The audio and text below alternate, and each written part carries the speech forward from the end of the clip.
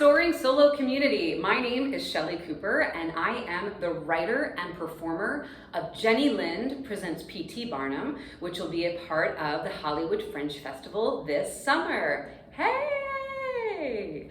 So with my show, I incorporate a few of my skills, one of which is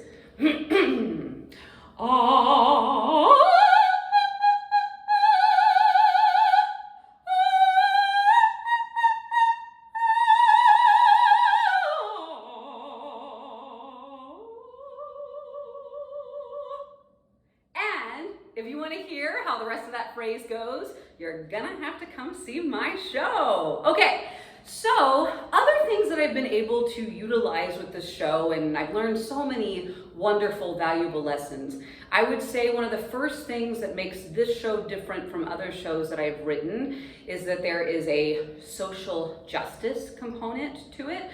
So Jenny Lind was a very charitable woman, and she came to America when the nation was torn apart over slavery, and at her 93rd concert, she decides to quit the tour and stand up for marginalized voices.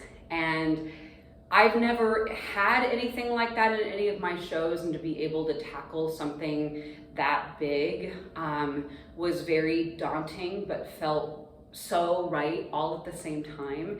And I was able to pull from many different artists within the Soaring Solo community.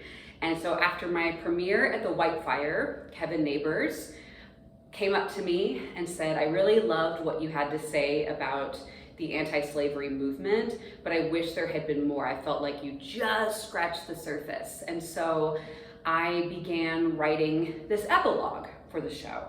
And I wrote the epilogue and was, bouncing some ideas off of him, which I have him to thank so much for this idea.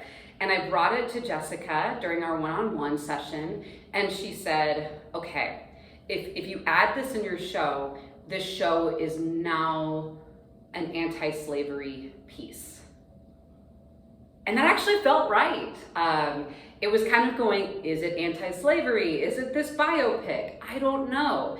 And so in that moment, in that writing, but having someone with an outside set of eyes and ears be able to say, if you want it to live in the biopic, you're gonna have to do this, this, and this. But if you want it to live in this anti-slavery, anti-racist play, then this is it. And so I never thought that this piece would go down that path. So I would say that is probably the biggest thing I have learned from this. And then my last, little bit to go along with that is you gotta love on that messy first draft.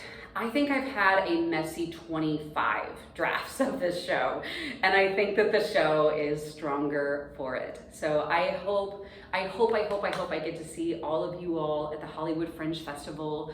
A portion of the proceeds of my show will be going to LA Women's Theater Festival. Jenny Lind was a very charitable woman, and she believed in uplifting marginalized voices and specifically women. So I hope that you come to the show.